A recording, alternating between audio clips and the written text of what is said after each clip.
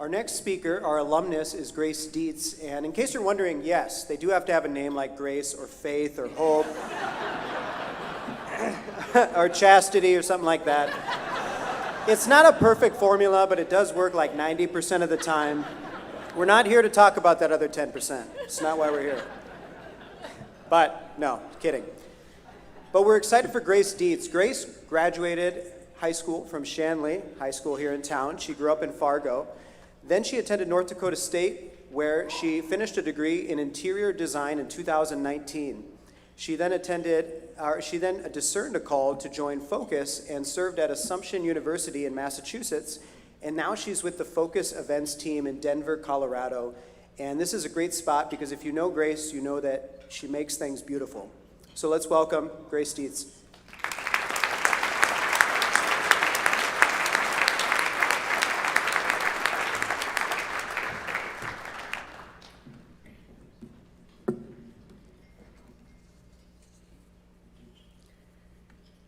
Hello everyone, what a gift it is to be with all of you here today.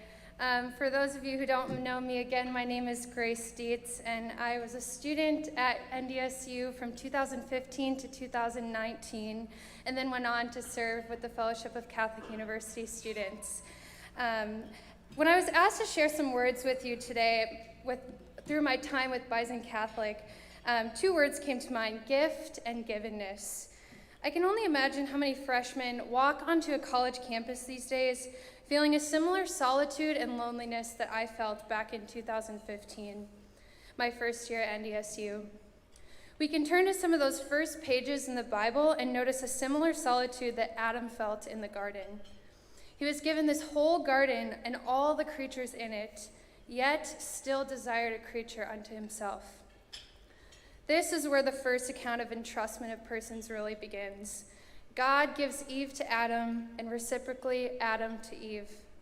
In a similar search for companionship during those early years of college, I was invited to a few social events at the Newman Center and later into a Bible study there. It didn't take long for me to realize that God had willed to give me and entrust to me many people through bisonCatholic: spiritual mothers and fathers, friends, mentors, and companions for the journey that led me ever closer to the heart of Christ. The great entrustment of these persons seemed too grand a task for me at first, however. Those of you who are priests who look out to the pews of people Sunday after Sunday after Sunday, or those of you who are parents who are handed your child in the hospital the day they were born, those of you who are called to lead a group of people in your community or workplace, or those of you simply upon meeting someone new remain in the mystery and ask, why were they entrusted to me? You all may have had the similar response that I did. But what is there to worry? I believe it is only fitting on the eve before a great feast day we celebrate in the church tomorrow, the feast of St. John Paul II, that I share these words from his beautiful writing, A Meditation on Givenness.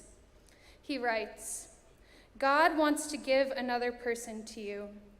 Means that God wants to entrust that other person to you.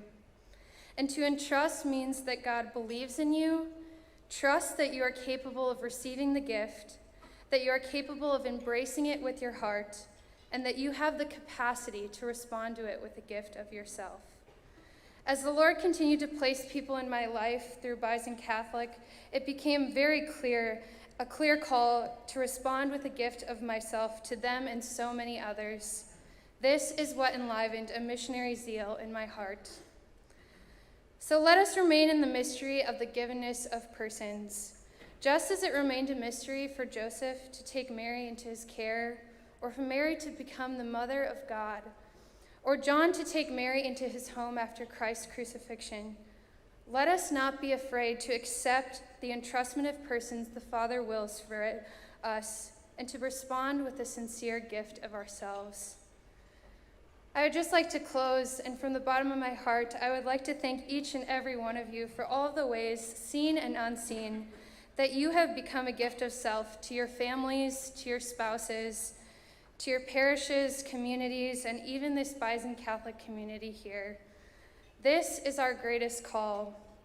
Let us persevere with confidence to proclaim the gospel and become a gift of ourselves to those the Lord entrusts to us. May God richly bless you.